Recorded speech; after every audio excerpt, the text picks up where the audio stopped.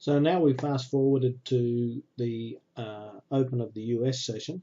The stock market in the US opens at 9:30. However, there are two periods where we get data, 8:30 a.m. and 10 a.m. On this particular day, there was no data at 8:30. So you can see at 8:30 the price action wasn't interrupted by the data.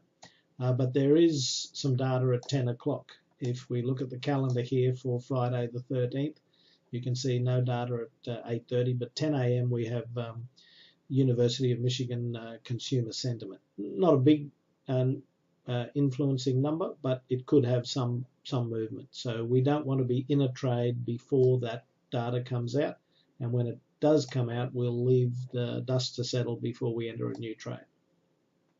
So the software will have that calendar programmed into it so that it'll be able to know when these data points are happening. So we'll just continue on here. So price is moving higher, and you can see here that the buyers run out of steam right around this area. So this is a short trade for us. We get a bounce back to this 123.20 level, so we're looking to see do we get what sort of reaction we get there, and we managed to get through it pretty easily. So we'll take another long trade here and try and get back up to the highs, which we do there. Stock market opens here at 9:30. No great price action taking place there. This is an opportunity for us possibly to get short, but since we're just above this number of 13.20, we'll leave that guy. Price moves up higher, we make a new high and then roll over here. This is a short trade for us, just hoping to get somewhere back down here, maybe to that 13.20 level. Doesn't happen, and we go back above the opening price for the day, so that's a loser. All the losing trades are drawn in this magenta color, and winning trades are drawn in aqua. So we then bounce off this opening price and head higher, and we get back to our magic 123.30 level where we fail once again. So we'll try and pick up a quick 2 pips there. We go sideways now, and we break a little bit lower down here to this open again, so we need to see what happens across this open, keeping our eye on the time. Look, there's nothing really telling us what to do in this area. There's the potential for a long trade here, but since we don't have a lot of room, we might leave that one. Price then rolls over again. We go back down to this number.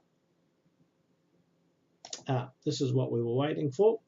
Here's the 10 o'clock data. You can see how the price action goes a bit crazy. So spreads will widen here. We need to wait and let that settle down. So just give it a little bit of time.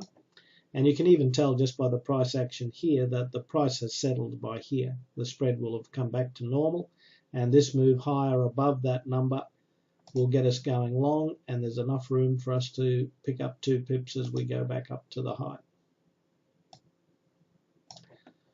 Watch what sort of price action we get here. This is a short trade just here, and we're hoping to get back down here. Maybe don't make it. We want 2 pips.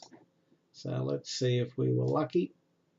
We were just lucky, and by the skin of our teeth, we picked up our 2 pips. Price moves back up again. And we retest this same high again at 123.30. Seems like a bit of a brick wall for this price action here today. So an easy trade back down there. Then we go long again here and back to 12.30, and this time we get through it. So wait for the first move back down. We're out there. We'll have a look now and see what happens, see if this thing turns into support and we move higher. If this goes back up above here, we'll get long. If it breaks below here, we'll get short. So this gives us a long trade here, and we quickly fail to take out those highs in reverse. So we're out for a loss on that trade. And this double high pattern here tells us we should be getting short. And we get all the way back down to the open.